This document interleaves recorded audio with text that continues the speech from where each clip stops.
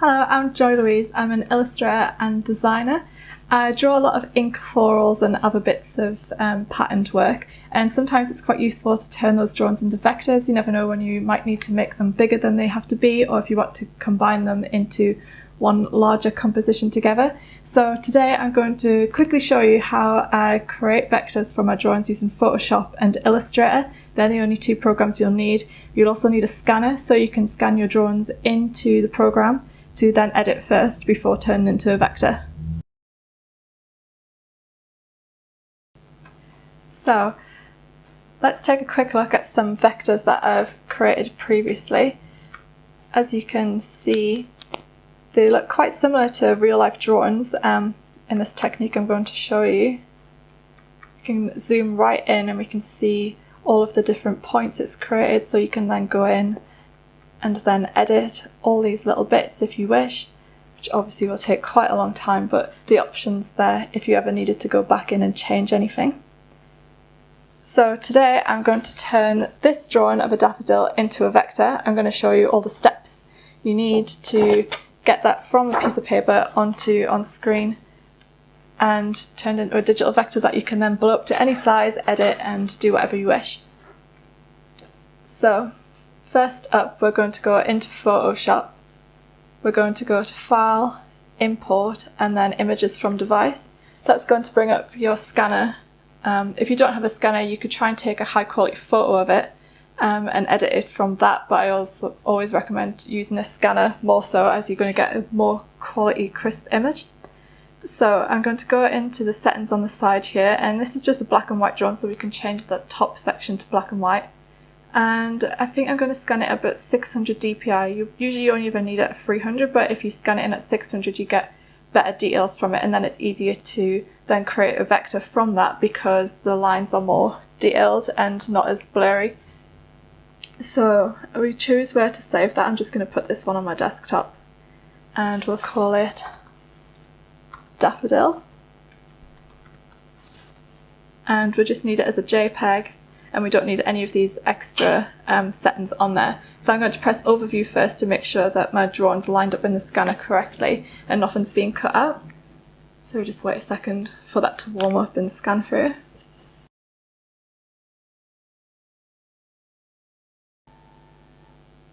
Okay, then we can see our drawing there as an overview.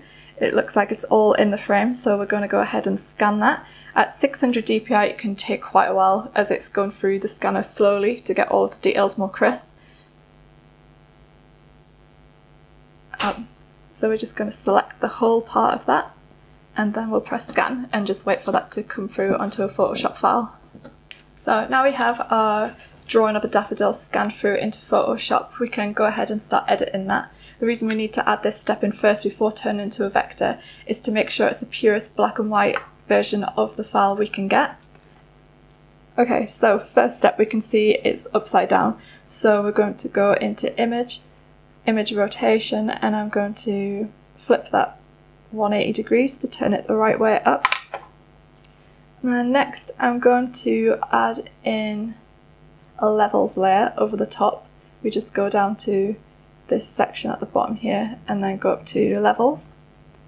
And as you can see, the darkest points don't start further up to this part. You can see on the sort of graph shown here. So I'm just going to slide that up to get the blacks at the darkest point, and the whites are already pretty white. So maybe slide it down a little bit just to brighten it up.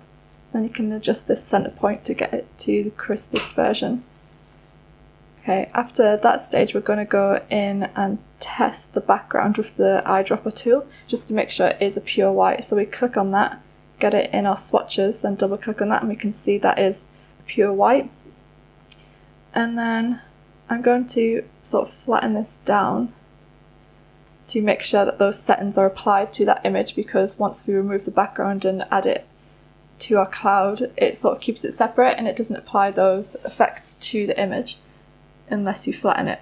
So I'm going to unlock this layer again, zoom in a little bit, just to have a little look around. And what we want to do is remove the white from behind the flower, this part, not the white within the center of the flower, because when you're going to overlay this with other images of flowers, for example, you don't want this part to then be invisible and then you'll see other parts of flowers behind that section of the flower. You just want to see it behind the outline of the flower itself. So the quickest way to do that is get the magic wand tool. I'm going to start with a tolerance of 50. You might have to play around with this and experiment, it just depends how crisp the lines around the outside of the drawing are. This one looks like it's all pretty joined up, as you have to be careful sometimes. If there's not a line that's complete, it will then cut into the drawing and take the white from inside the drawing out. So we're just going to tap it on this outside area, and you can see it's selected all around the outside with these little lines, like so, all around the edge. You just want to have a quick scan through and make sure that's only on the edge and it's not bleeding into the image anywhere. So just scan all the way around. And it looks like this one's alright at 50, but if you do have a point where it's starting to bleed into the image, turn this bit down, maybe try 40, 30, 20, until you get to the right level where it's not cutting into any of the image. So we're just going to delete that part, and then you can see we've just got the squares left to show that that's now a transparent background. And press Command and D to deselect that area, because we're going to go in and take out parts from the center that we don't need. For example, this one, as this is not part of the flower, it's a negative space. So just tap on that, same thing, make sure it's not bleeding into the image anywhere, and delete it. Same with these little parts. Just click into all of them and just remove. And just make sure that you've got all of them. We've got this bit up here still. Okay. Now you can see the edge of the paper is still included in this section, so I'm just going to take the rubber tool, make it a bit bigger, and then just rub this part out where you can see the edge of the paper from the scan. Your scanner might have picked up some other little bits, or there might have been like little bits from the paper where the scanner's picked up that, so we're going to add in another layer behind. So just drag that to the bottom. And then I'm going to use the black and just fill that layer with black. And then you can see that's picked up all the areas where there's bits of paper still shown. So you just need to zoom in on this, get your rubber tool, maybe make it a little bit smaller, and then just go in and just remove any of these little white bits that have been picked up, just to make sure there's nothing outside of the flower that you don't need is in the image.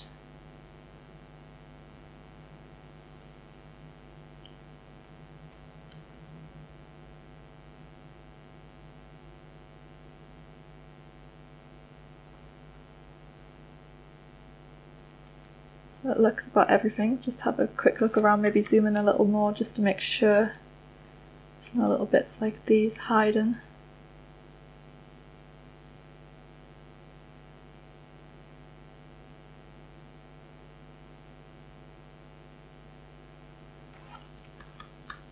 Okay, I'm going to remove that layer, just delete it, and now we're just left with our black and white line drawn of the flower that we can then turn into a vector. So I'm going to call this layer Daffodil, and I'm just going to drag that layer into my cloud, like so. And then we have it ready there to be turned into a vector.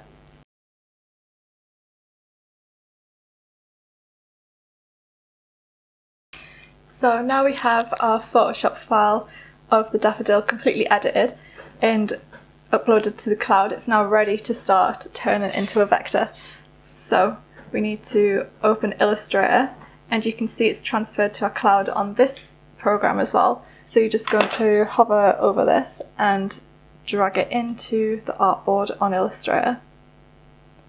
And if you don't have the CC version of Adobe, you can just save it as a PNG file from Photoshop and then drag it into Illustrator that way. So this is the full-size version of our image. This is on an A3 artboard, so it's still pretty big, but you know, you might need to make it a bit bigger at some point. So just go and check that it all looks okay. Looks good. And for this, And a lot of people kind of just use the image trace button at the top here, which is automatic function, and it kind of doesn't work so well. It just does it automatically depending on what Illustrator thinks will look right for that drawing. But what we actually need to do to get it to the right level of how you want it to look is go to Window and open up the image trace window here. And as you can see, that brings up another little panel here, and we need to open the advanced section here. So click that drop down there and it brings up these whole host of options that you can then play with to get the drawing to the right level that you want it to be. So we're going to click the preview button down here, and it will automatically apply these filters that are preset to the drawing, like so. And you can see the quality has downgraded quite a lot and lost a lot of detail from the original drawing. So that's when we need to go into these settings and have a look. So just make sure this is kept at black and white as it is a black and white drawing. And you just kind of need to slide all these different functions around to get it to the right level, to get it back as close to the original drawing as possible. So usually a good place to start is with the threshold, so I'm just going to increase that a bit, which usually brings quite a bit of detail back into it. So just keep playing with that. And a good way to kind of gauge how far you need to increase that is if you put it all the way to the end, it'll usually all turn black or it'll just go too chunky, like so. So you just need to get a good balance between that point and the very end point when it's gone too far. That's too dark, as you can see. It's too blocky. You've lost a lot of the finer details. Still needs to go down a little bit more. And if you kind of need to play around with it to a more precise angle, you can just go into this number and press the down and up keys to just change it ever so slightly. I think this is starting to look a bit better, because the drawing's so big and there's so many points, it can take quite a while switching between settings. So you just got to kind of be a bit patient with this part of it. Now you can see from that point there to the last point, it kind of took away too much detail, so I'm just going to highlight that number and use my arrow keys to just bump it up a few levels.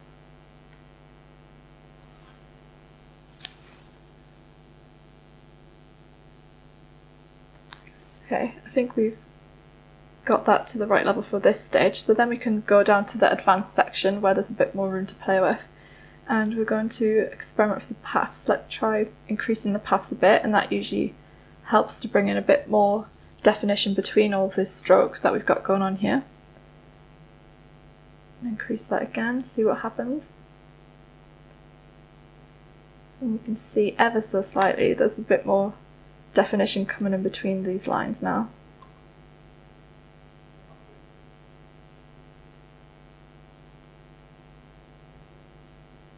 Let's try and increase it all the way, see what happens.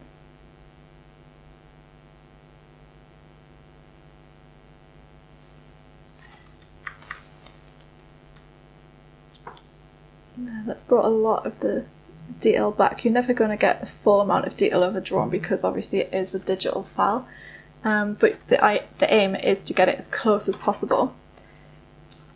So let's go in and edit some of the corners, as this might help smooth it out a bit.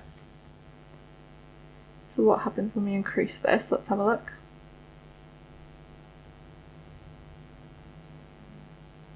Okay, that's looking a bit more defined, but as you can see it's quite bumpy, which makes it look a bit fuzzy. So we're going to decrease the noise of it and see if that helps smooth the lines out a bit. Yeah, that did help quite a lot. So I'm just going to maybe bump this down a little bit.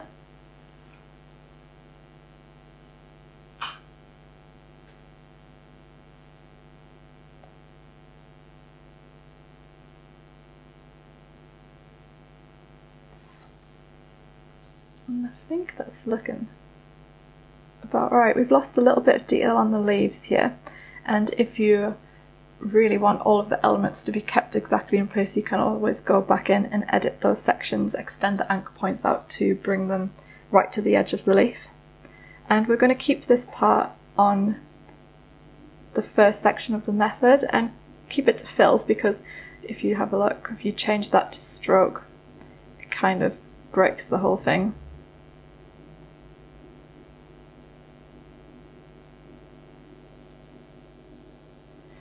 Yeah, so you just need to keep it to the fills. It's always good to click it just to see what ends up happening, so you know for sure that you're on the right option. And we're going to keep the white on this. I think if you kind of drag it over, you can see that the background's still all white, but if we press ignore white, then it's going to take away the white from the middle, and remember we need to keep that for if we need to overlay it with anything else. Yeah, so you can see it just takes out all the white completely. For depending on what you're working on, that might be a better option for you if you just want the black outlines, but for this one I need to keep the white in the middle of the flower, so I'm going to untick that box, and that should be about right for the image trace section of that.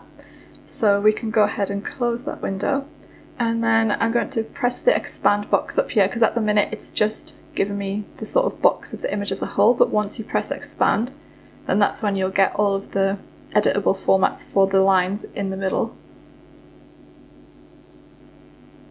As you can see, now all of this is an editable format. And because of that, we can also see that there's still some points around that we don't need. So you can just click in and remove these little points. These must have been from the scan, just tiny little sections of paper or ink that we've missed to take out. So just have a look around, tidy it up a bit, take anything away that's outside of that flower. Okay. So now, if you drag it onto the background, you can see that we've still got this white box around it. We need to get rid of that. So, using the Pathfinder section, if you don't have this window open, again, just head up to Window and then take Pathfinder to make sure that that box is open. And we need to use the Divide tool, so this will subtract anything away from the centre of the flower that we can then get rid of. So I'm just going to press that.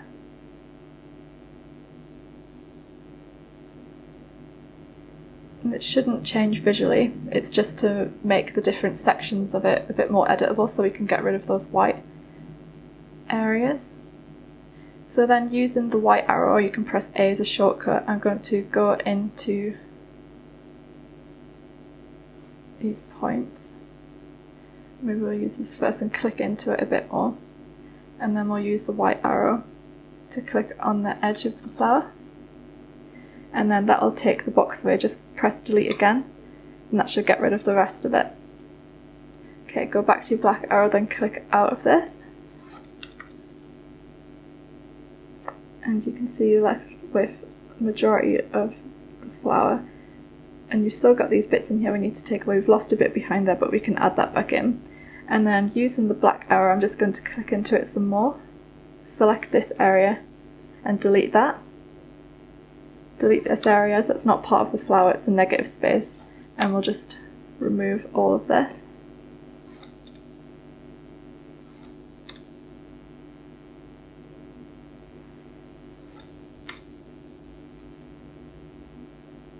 Like so, and then so we're just left with the flower now. Okay, and any bits that you want to add back in, so we need to add a bit of white behind this leaf. So I'm going to use the pen tool, just press P on your keyboard as a shortcut, and I'm going to draw in from behind this. So just press to create an anchor, create all these anchor points all the way up to the end, and then to create a curved one, just click, drag out with the mouse to create a curved line. And it doesn't have to be totally accurate for this because it's going to sit behind. Just close it off, and then go back with your selection tool, right click and arrange center back. So then that's behind the flower now. So make sure there's no other bits that you want to add. So we're just going to add another one up here. Again, press P for the pen tool and just draw in that white space behind.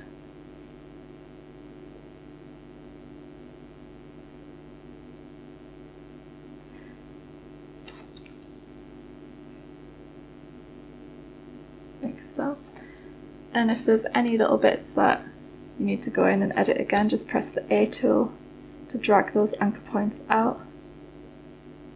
Once you're zoomed in and you can get a more precise view of it. Again, press on it, right click, arrange and center back. So now we've got our complete drawing. We're going to select everything because we've got different elements now, right click and group to join everything together. And there you have the complete vector drawn now.